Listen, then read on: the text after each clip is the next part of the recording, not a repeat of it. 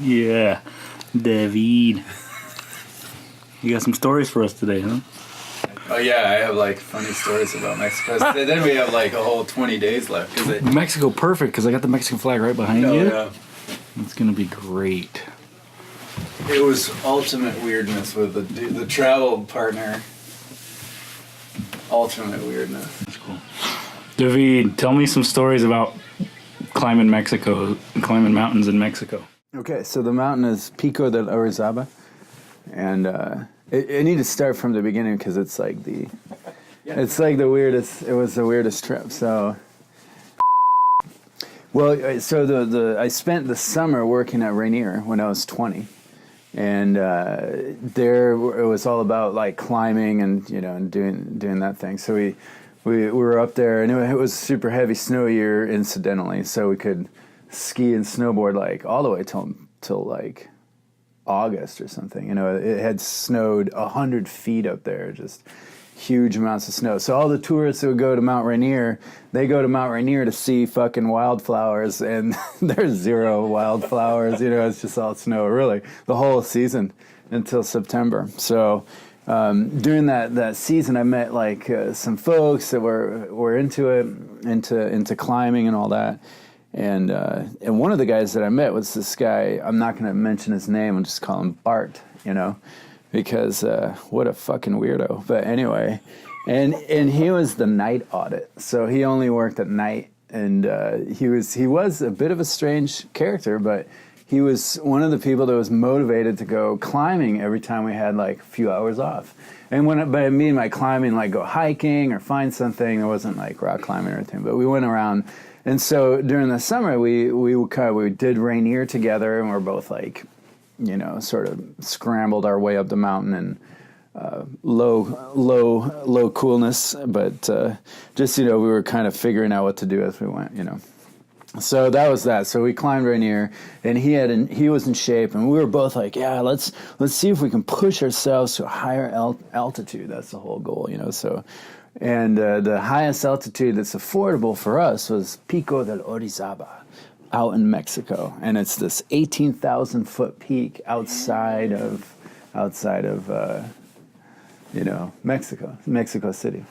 So there's two other ones that are closer by called Itza and Popo, and they're featured in a lot of if you go to Mexican food restaurants, a lot of times you'll see volcanoes. It's Itza and Popo, and they're like right next to Mexico City and all that. So, and they're periodically closed because of volcanic activity and all this and that. But that's another place that people go up to. But they're not quite as high.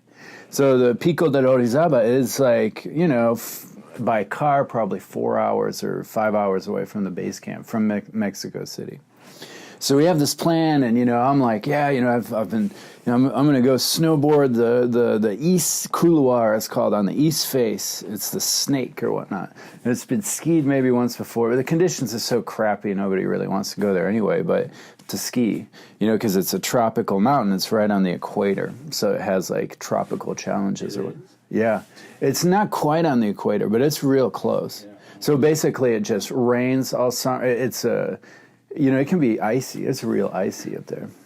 It's never good snow. Like very rarely is it like shreddable, So, but it's all right. It's a good place to cut your teeth, and all that.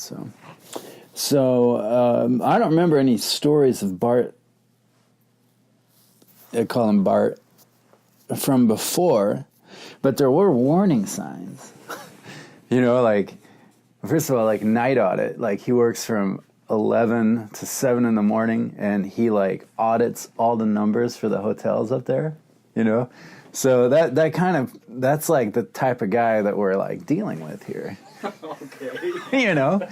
And it's hard to say, like, he's not your normal like stoked climber skier guy. He's like an odd fellow, but he wants to climb. He's like motivated, but I don't know where we're from different backgrounds and stuff, and he's friendly enough, but not like super friendly. And I thought it was a good fit, But we get over there, and so we're planning this thing. We're planning this expedition, and the expedition is to ski this thing. But I've been talking about it nonstop with him. I'm like, yeah, it's gonna be so much fun, and we're gonna ski this and that, blah blah blah, and it'll be sick. So we're gonna buy tickets. We're gonna go in November. We researched the time that's best for skiing. Yeah, November. It was November 1st that we got there. Which is another story. Like, it gets into another story. There's, like, so many stories, but... What year are you talking? 99. Yeah, 99. Like, just so you know, like, the gear... Like, I got free gear from K2 because they just came out where they had the step-ins. Remember the clicker step-ins? Yes. And everybody was trying different setups. So the clicker had a thing in the toe. And then in the heel. And so it's November 1st. Yeah. 1999. 1999. We've been planning this trip for weeks with Bart. Bart, yeah. And so we're flying down, and my ticket goes from the West Coast to Dallas, and he's from Georgia, so he comes in from Georgia. And we meet up in Dallas, and then, we have the same flight to Mexico City, And we get on the plane, and I'm just super excited, like so stoked and everything like that. And Bart's like, I didn't bring my skis. What? I'm like, what are you talking about? This is the worst. You didn't bring your skis? Are you fucking kidding me? No, yeah, I didn't tell you. Like, I don't know how to. I don't know how to ski, so I didn't bring my skis. I'm like, no, dude, we just planned this whole expedition for skiing. Like, we wouldn't have even gone at that time of year because the only reason you go when there's a bunch of storms is that there may be some snow. Like, God bless, like, that is just such an odd thing to drop at that time, But, looking back, I think he was embarrassed. And he thought that he should be a skier, but there's no reason to be something or other, Actually, there's a lot of mountain guys that are not good at skiing at all, and there's some people that are only ski guides, It's like, and we were not guiding or anything like that, but it was just that, there's no worries. I don't know, but I was so excited about it, and like, I don't know, it was really bizarre. That was really bizarre. So, we get there, we get to Mexico City, we go to a hotel, we have to buy a couple, like, supplies, I guess, and so we had to find, we're like, oh yeah, we'll just go to the climbing shop in Mexico City. Mm-hmm. Yeah, okay, so there are no climbing shops in fucking Mexico City. There's a climbing club that has, like, a couple pieces of gear. But now this has changed, probably, there's probably outdoor stores that we were unaware of. But there's not really a climbing shop. Like, anyway, it was in a weird place. So that was kind of cool. It was an adventure to get to this club store. And it was in a kind of a wealthy area of Mexico City. And the first thing you know, when you get to Mexico City, is, you hear all these stories of, like, you get murdered in a cab and all this stuff, But you get to Mexico City, and then you take an official cab where you don't pay the cabbie money, like you pay a booth, and then you get coins, so it's safe. Like, nobody can rip you off because you just have your coins. And then they take you to this hotel, and it's like super cool hacienda kind of thing, and like awesome place, really just super cool. Like, like you go to a cheap hotel, and it's got this traditional Spaniard kind of feel, and it's so cool, really cool. And then the next day, we, like, venture out with buses to go to find this, this climbing store.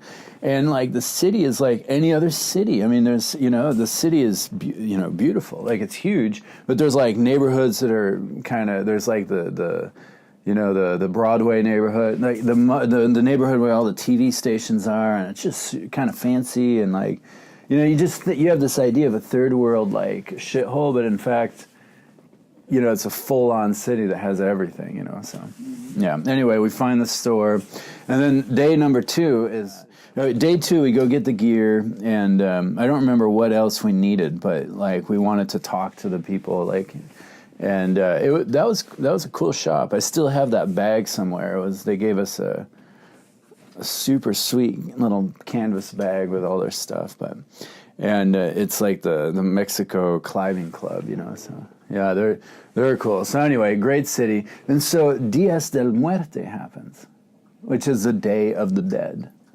And you're in Mexico City. And we're not too far from a thing called the Zócalo, which is the square. And it's this huge square with a massive flag. And, you know, they filmed James Bond movies there and stuff. But this is, you know, they filmed 15 years after we showed up. So that's like the main square, yeah. Main flag in Mexico City is? Yeah. And I don't know how many flags they have, but it's famous for this one, like the one that you filmed. It's humongous. It's on the square. And Day of the Dead is like an immensely big deal in Mexico City. You know, I mean, everywhere in Mexico. You know, it's kind of like the Halloween, or there's like all these masks with like they celebrate the dead, you know, and the spirit of the dead, and all that stuff. So Bart is like, I'm gonna stay in the hotel. What, dude? It's the Day of the fucking Dead. You know, we're in Mexico. You're coming with me. We're going to the fucking square. Like, no, I'm staying in the hotel. I don't like this stuff. Like he was feeling down. He was feeling embarrassed. He didn't have his skis, you know, and he couldn't give a shit less about Day of the Dead, you know. And I guess I don't know what to think, but like that is like just blows me away because it's such a cool thing to see. And we didn't even plan it that way. We kind of arrived and that was happening, you know, and just, you know, it's amazing to be there for Day of the Dead. So anyway, so there's that. So that was that. So then we the day number 4, I guess, we like take off to go for the mountain. And so the mountain, so then we have to like grab a bus, you know, to go there. And the lines of the buses are named after their final stop, which is, you know, the final stop. So imagine a bus that goes from Sacramento to Vancouver in Canada. Like if you want to stop in Seattle, the name of the bus is called Vancouver. The bus is named after its last stop. And so neither of us really speak Spanish, you know, and we're going there. And the village that we're trying to get to is really a remote village. Like there's no tourism. It's maybe there's farms there or something. It's on the side of the mountain, but you know, it's between Mexico City and Santa Cruz on the Caribbean side. But it's really in a remote area there. And climbers do go there all the time. So there's like a ranch that people start climbing from. But usually what happens, you go on a guided trip and they rent a vehicle. Like that would probably be the easiest way, is to rent a car to get there, you know. But we were taking the bus.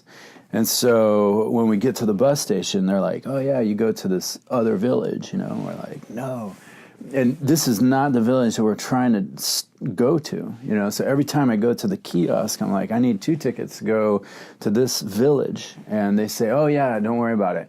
This is the other village here. And on the ticket it says, the other village. I'm like, no, I can't do that. I don't want to go to this other village. And I also don't want to end up in the middle of nowhere with a huge packs of gear. And, you know, and it might be, I think it's dangerous, you know, I don't know. Yeah. Like, you know, you get robbed, like, you know, these 2 fucking white kids with like tons of gear, like, expensive gear. Yeah, dropped off in the middle of nowhere, like, you know, just take it all. And so, which by the way, that's another story for another time. I got all my shit stolen in France on a climbing trip. All of it, dude. Whoa. All of my shit. Like it was raining, so I took like a rain gear and a tiny day pack with my buddy, he brought his camera, thank God. And I guess I brought mine, and we left, and they took everything from the car. So that you know, so that was like a year before. So I was like, yeah, anyway. So I just kept going to the kiosk. It's like, hey, I want to go to this village, and I can't remember the name of it. I just want to go to this village. And they're like, yeah, no problem. Here's this other village. And I'm like, no, dog, I want to go to this village. And I can't talk, I can't communicate. And they kept saying, yes, this village, here you go, Vancouver. I'm like, dude, I want to go to Seattle. It was so frustrating. And so, and Bart is just sitting there. He refuses to communicate with people. And I'm like, God bless. So what should we do? And he's like, I don't know what to do. I'm like, well, I guess it looks like to me that they're indicating to us that this is what we should do. And I don't know. I just, and they were mad at us a little bit for not buying the ticket, for not really. They were not mad at us, but they were sort of frustrated. Yeah, because they knew exactly what we wanted, but I don't know. So anyway, so we bought the tickets. Dude, my recent trip into Mexico, I was really surprised when I got across the border and I go in to get my visa to travel down through the Baja, and the federal agent that's trying to issue me this can't speak English. Yeah. Straight up Spanish. And I'm thinking, yeah, I guess that's to be expected, but I don't know, if it's an international border on the U.S. border, which lots of people come through, in Southern California, you would think that pretty much most federal agents, Mexican federal agents, might be bilingual. Yeah. Apparently not. I know, I thought the same, actually. Mexico City, big international place. Because everywhere in Europe that you go, people speak almost fluently English. So I was like, I mean, we'll get by. But absolutely not. And I speak French, but that's not at all the same. And you don't get, like, it was hard to get by. That was a big, it's funny. Like, you run into people that can't speak English, and you can't, like, say, well, why don't you speak English? But it's weird not to be able to communicate, right? Mm-hmm. Yeah, it's a big deal. Thankfully, most everybody on my trip spoke Spanish, but still I didn't. So it was, like, quite the experience. Yeah, you're like fumble through it. Yeah. I was always like, this and that. So anyway, so we go there, and and so we take the bus, and the bus driver's like, we're this is the bus that goes to, like, the village we don't want to go to. But by this time we're like, yeah, whatever. That's what everybody told us. And the bus driver was super nice. Everybody on the bus was real nice. And then then we get to the village that we're trying to go to, and they drop us off. And then the bus takes off, and we're in the most remote village. We're exactly where we're supposed to be. And on the bus, there's, like, the line, like, it shows you kind of like a subway line, and we see what they meant this whole day, is that the bus line is called by the last stop. And we're like, we felt like dicks for not trusting anyone, Yeah. So anyway, we got dropped off, and then we camped out, and so then the next day we're gonna go buy groceries and stuff. We're like, yeah. So anyway, note to anybody who wants to do this: like, get groceries in Mexico City. Rent a car, get groceries in Mexico City. They have grocery stores, like everybody else. But in the village, this is, like, real remote. It's kind of third world, or almost medieval or something, because you get to the village, and the store is a counter and a dude that's smiling, who's, like, not, there's no communication or whatsoever, So we're trying to buy food and also we're, like, kids, so we don't know how to cook. We don't really know what we want. Like, the way I've always gotten food for these trips is to, like, point at stuff and want it. Like, I look at what I see. Maybe I get, like, cereal, like those cereal packets.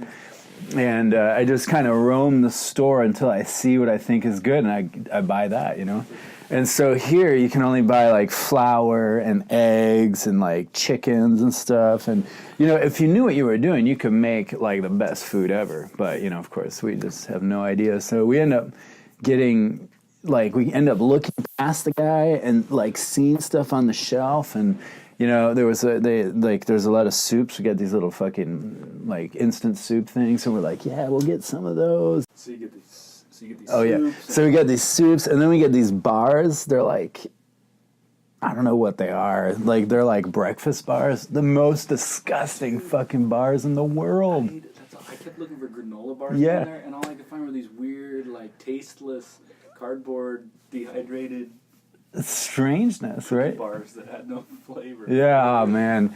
It was disgusting. So we had that.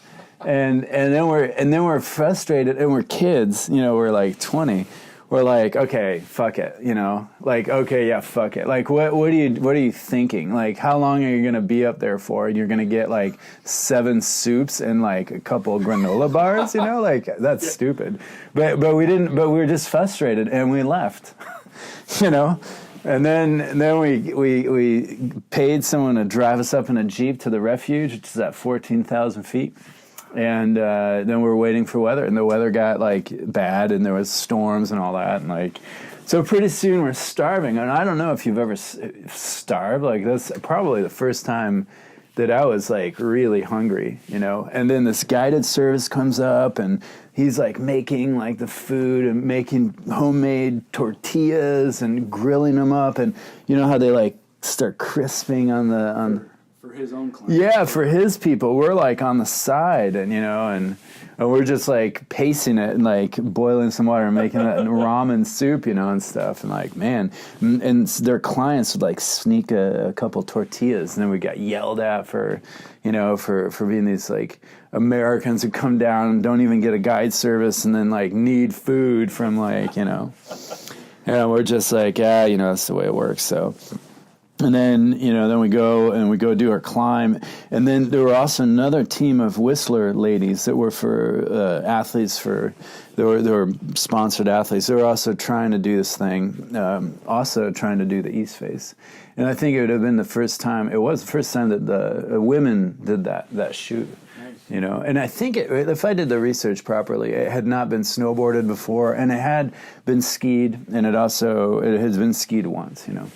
And people ski Orizaba every once in a while. It's just it's not the best mountain to ski, but it's not a horrible mountain to ski. But the problem with it is that it's so far south that it gets cold and warm, and so it's not unusual for there to be like, you know, blue ice, for it to be like totally icy, you know, which it was for us too. It was kind of icy. Yeah. Even though it was after the storm. And towards the summit, it was like cardboard. So we walk up and all this, and, you know, and so... we didn't see, the ladies took off, they were before us, we never saw them again really, and then it was me, and I had like my snowboard and everything, and then him with nothing, you know, so, and that was a weird dynamic, and like in the alpine world, it was this gigantic dilemma, I have to say, because as an alpinist, you shouldn't really do that. You shouldn't climb with a snowboard and a walker, you know, and... Yeah, I still can't believe that you had been planning this trip for a long time, and rather than just letting you know that, oh, by the way, I'm not going to bring my stuff, he just kind of let you just bring your stuff. And yeah. So what choice did you have at that point? Right. Tough.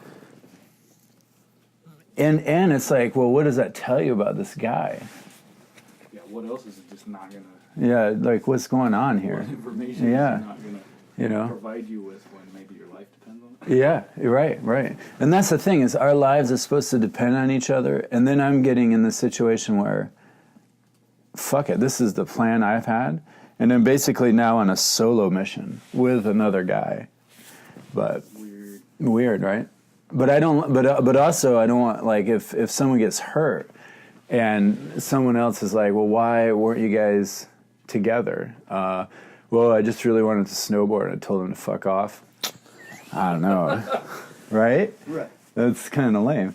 And actually, there was a Western guide there, and I asked him, and he's like, don't worry about it. Because the route has a big old crevasse in one place, but it's not a big glaciated.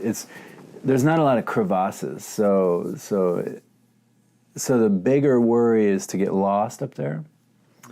And people do get lost and die, and if you don't go the right way, like, you'll end up really far away from where you want to be. Like, the mountain's base is enormous, and so if you slide it towards the top, it's tiny because it's a point. So if you start going down the wrong way in the fog, you know, you literally end up in the jungle, and we didn't even have cell phones. They didn't exist, you know? So you could be real screwed, so yeah. So yeah, the summit day was nice, and we both walked up at the same pace. We both did well at altitude, and like, the altitude was all right. We noticed, like, if you think positive thoughts, like, it's easier than if you think negative thoughts. And it's easy to have these negative thoughts just start pouring in and all that. But anyway, so you go to the top, and the top is like insane, you know. It's like this point, and then there's a small caldera that's that's like the pit of death at the summit. It's like, I mean, it's pretty big, the size of a football field, but it's this hole. You know, you get to the top and it's this edge, and you look down and if you fell in there, oh my God, it would be the worst, because you'd have to somehow climb out, and it would be a terrifying place to be down there. But the summit has like a iron cross, and that reminds me of Europe. But Europe has a lot of Christian crosses on the summits, and so I had one of those and everything, and so then I snowboard from the top, and it's like super steep up top, and then I kind of crizzle down in a way, and I wait for him, and it just looks stupid. He's like walking down with his ice axe and stuff, and like, I mean, that's what you have to do to come down, but I'm like snowboarding a bit and like watching him, and then at a point where I feel confident that he's not going to get lost, I kind of go over to the line I want to do the line, and it's all just real ice. I'm like, slide slip, it's like the worst conditions ever, but just the worst, but fun. And then I get down there like days before he gets to the bottom. And I'm just like wrap my stuff up, and I'm like hanging out in flip flops, and then he sort of shows up by himself, and he just feels. But we both summited. It's both great, but it's like odd, Yeah. And so then the thing is that we planned this trip, and we planned for I think 25 days or something, and we climbed it in 5. So then we have another 2 weeks left, but we spent all our money. And so we have no more money, and we're like trying to figure out what to do. So we have enough money for a bus trip to the Pacific coast and back. Like the buses are pretty cheap. And then like, maybe enough money for like a small lodge or something down there, But we went to a place called Puerto Escondido. And then we hung out at the beach. For 2 weeks, and Bart like stayed inside. He doesn't like the sun, so we're at the beach, and he stays inside and everything. And we get there, and I guess November is when like some serious waves. There's a thing called Mexipipe down there, and they're massive waves, like just massive waves. And so a lot of folks from all over the world come for this, And I'm like, yeah, I'm going to surf. This is going to be sweet. And I met some guys from South Africa. And surfers are usually a little bit mean, but, it's so goofy that they're, like, stoked. I'm like, yeah, I want to surf. I just climbed and skied. Like, I was feeling awesome, I was like, I just skied, like, a big mountain, and I was, like, stoked on it. But they're like, yeah, man, maybe you should surf somewhere else. There's a bay over there that's safer, But, and obviously he was right. So I went out there, and then I got the worst sunburn of my whole life there, because I was out there. I didn't, get up ever on a surfboard or anything like that. I was on the water, rented something, and it was cool. Then we flew back, and that was that, So that was kind of the trip. But, like, another thing that happened is we had, like, some hours at the airport. We didn't have enough money at the end for hotels, so we got to the airport, like, I think 30 hours before our flight. And that's a whole day, and which was nice, because Bart didn't give a shit about Mexico City, so he was willing to hang out with the bags, and I just took the subway to the city and just checked things out, It has a subway. Yeah, there's subways all over, which we didn't want to do at first, but in fact they're just easy, Huh. Yeah, there's subways all over the place. Yeah, what a trip. Yeah. Thanks for sharing, man. That was killer. Yeah. I hope there's some footage in there.